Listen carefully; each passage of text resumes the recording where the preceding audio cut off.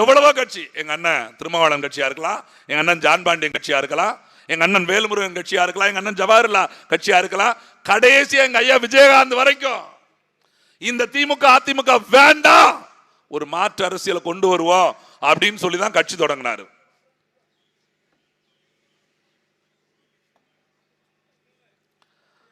அப்படி கட்சி தொடங்கின விஜயகாந்த் அவர்கள் கூட நினைச்சு பாருங்க, ஒரு தேர்தல் 2 தேர்தல் தாக்கு பிடிச்சாரு.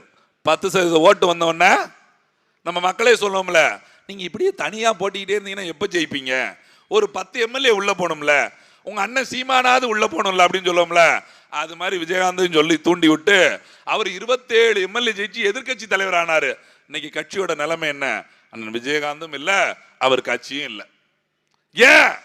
எந்த கட்சியை வேண்டாம் என்று கட்சி தொடங்கினார்களோ அதே கட்சியோட கூட்டணி, எந்த கட்சியை அழிக்க வேண்டும் என்று கட்சி தொடங்கினார்களோ அதே கட்சிகளோட கூட்டணி.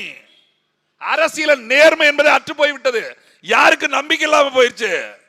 அதனாலதான் 2016 கட்சி தொடங்கும் போது சொன்ன வார்த்தைய இன்றைக்கு வரைக்கும் காப்பாற்றி கொண்டிருக்கிறார் அண்ணன் சீமான். இப்ப கேக்குறாங்க, நீங்க இப்படியே தொடர்ச்சியா நின்றுகிட்டே இருந்தீங்கன்னா கூட்டணி வைக்காம எப்ப ஜெயிப்பீங்க, எப்ப ஆட்சியை பிடிப்பீங்க? பரவாயில்ல, ஆட்சி பிடிக்க தாமதம் ஆகும், எங்களுக்கு தெரியும். நாம் தமிழர் கட்சி ஆட்சி பிடிப்பதற்கு தாமதம் ஆகும் என்பதை உணர்ந்தேதான் இந்த அரசியலை பயணிக்கிறோம். ஏன்னா எல்லாரும் ஒரு பக்கம் போய்கிட்டு இருக்காங்க.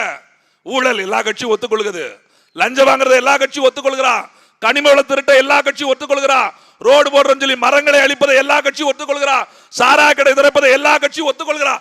எல்லோரும் ஒரு பக்கம் போய்கிட்டு இருக்கும் போது இதெல்லாம் வேண்டாம் அப்படின்னு புது முயற்சியில ஒருத்தர் தனியா நாம் தமிழர்னு ஒரு கட்சியை தொடங்கி நிக்கிறாரு. அப்ப மக்கள் பார்ப்பாங்க, இன்னும் புதுசா இவர் மட்டும் பேசிட்டு இருக்காரு, இது சாத்தியமா?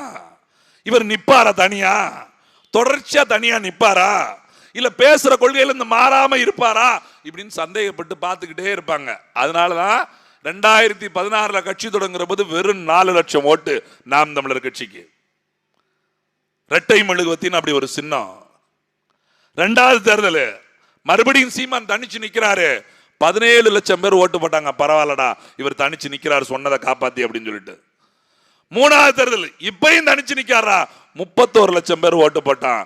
போன தேர்தல் மறுபடியும் சீமான் தனிச்சு நிக்காருன்னு தமிழ்நாட்டில் தனிச்சு நின்று ஒரு கட்சி 38 லட்சம் வாக்குகளை பெற்று மாநில அங்கீகரிக்கப்பட்ட கட்சியாக தேர்தல் ஆணையத்தில் அறிவிக்கப்பட்டிருக்கிறது.